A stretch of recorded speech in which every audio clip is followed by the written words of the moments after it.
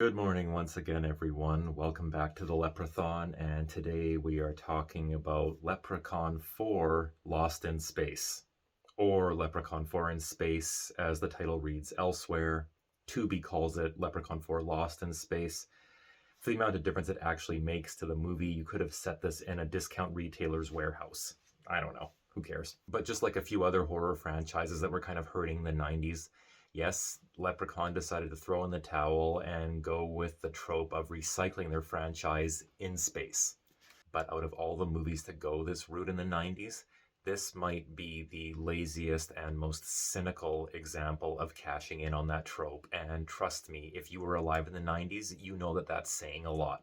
I mean, hell, every time you look out Dr. Mittenhand's window, those stars are not moving at all. Stars don't move per se, I know, but I think you know what I mean. They are completely static. Every time we cut back to his little sort of penthouse there on the spaceship, the stars have not moved. They don't even try to give the view out his window any real depth. It is just goddamn lazy. Holy crap. Like a couple of blurbs that I found online mentioned, it's essentially just there to give the writer a cheat code so that any stupid thing in the world can happen and they can just shrug it off by saying, hey, it's a sci-fi film. We're in space. Although it does also mean that at least two space marines in this movie take advantage of the isolation of space to score way above their league. Way to take advantage of the opportunity, soldiers. And tonally, this is really the point where the series seems to abandon any pretense of being a horror movie by any working definition and just kind of tips the balance into full-on comedy. For all the R-rated language and softcore TNA, this movie skews very light. Like, with a few small edits, this is probably the most TV-friendly film in the franchise I've seen so far. There's basically no real violence or gore in this film.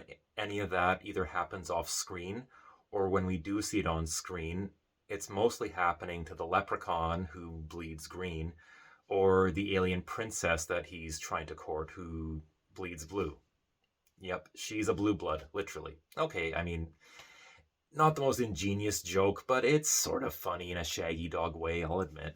Even when the character Dr. Mittenhand eventually gets frozen and then smashed into pieces, it's a very vague, almost bloodless affair. Even when the leprechaun shoots a metal tray straight at that character Harold's face, the result isn't really gory at all. I mean, yes, he's physically damaged, but his face flattens out like a pancake, like it's cartoonish. It's not violent.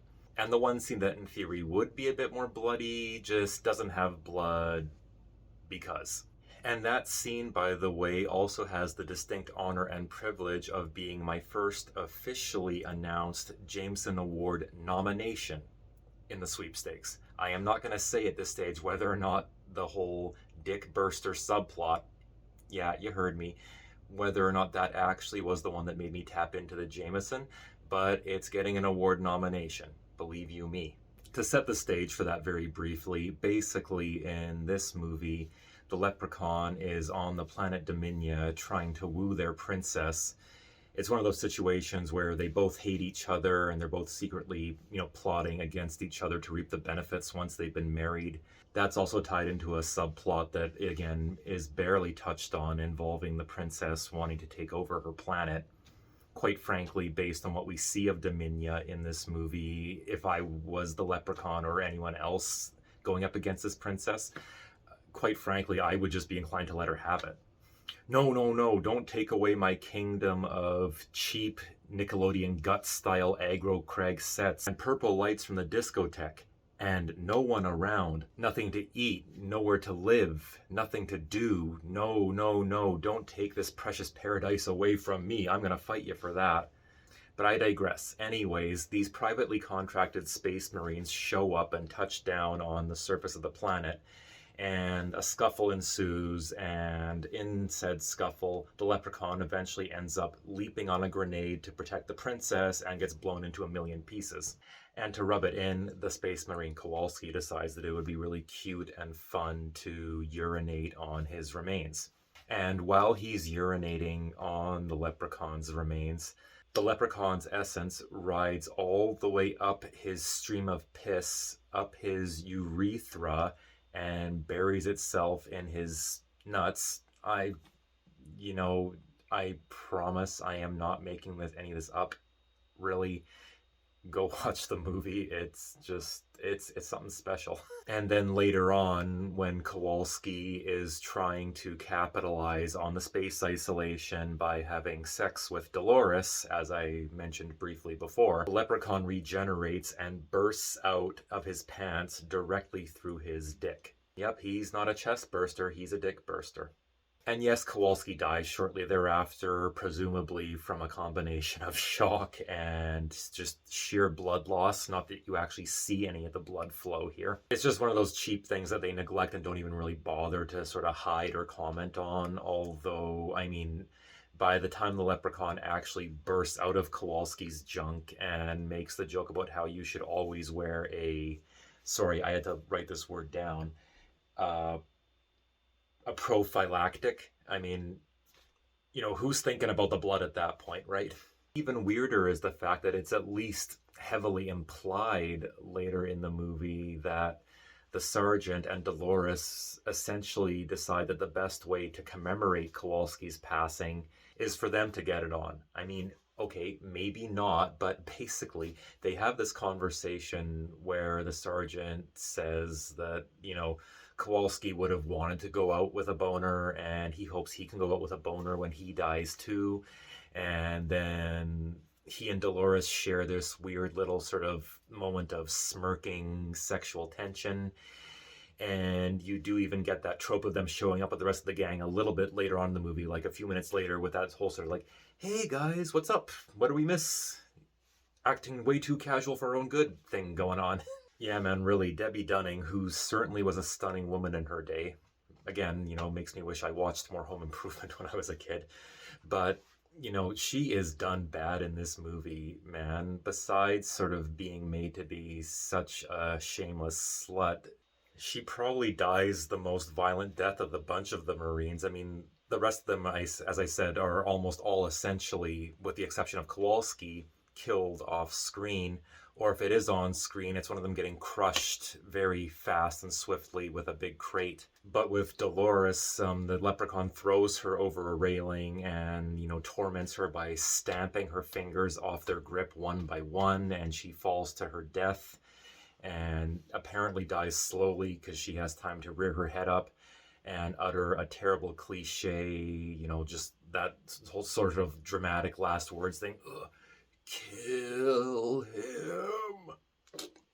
And I mean, okay, rest in peace, Dolores, but isn't that what you guys were already trying to do? I mean, hello. Then again, these Marines were not the brightest bunch necessarily. You know, sometimes you do need practical advice. But for all that kind of stupidity, I will say that the back half of this movie does actually sort of pick up a little bit of steam.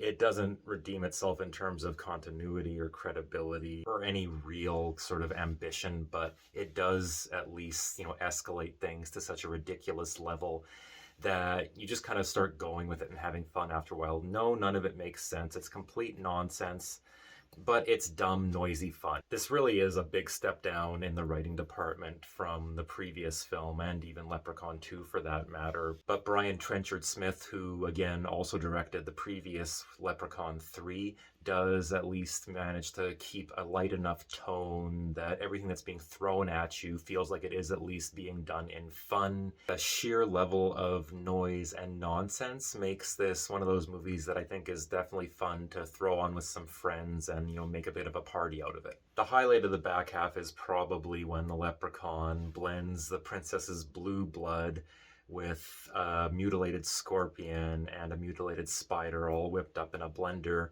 and injects it into Dr. Mittenhand, transforming him into Mitten Spider. Guy Siner plays this part like he was being paid by the calorie shed.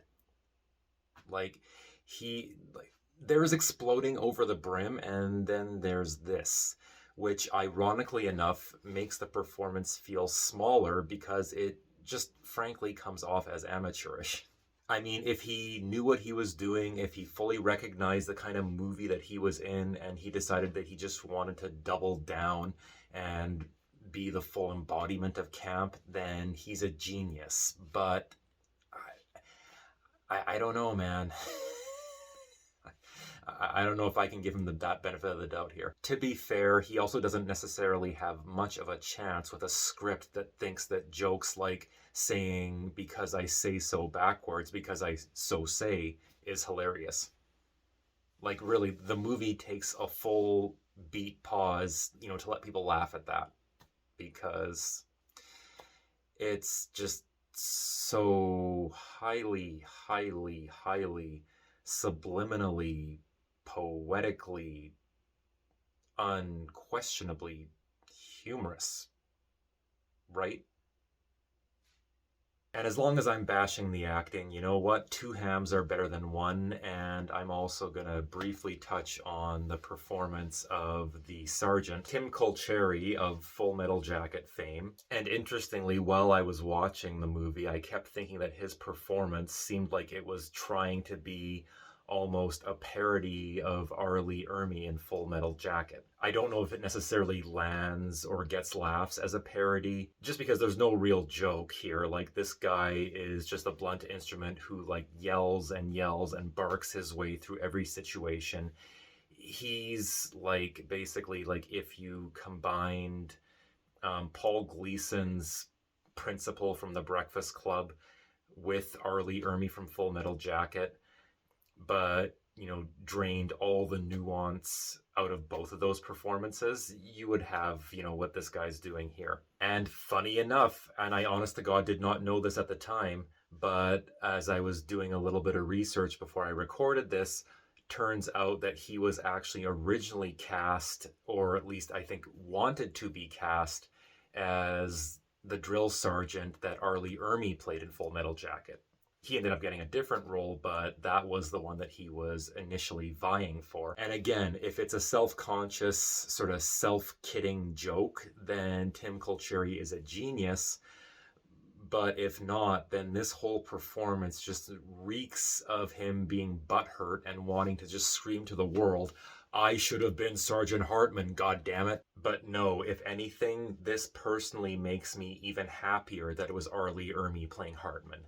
Really, this will give you, if you're a Full Metal Jacket fan, I think an even deeper appreciation of R. Lee Ermey's performance as the sergeant in that movie.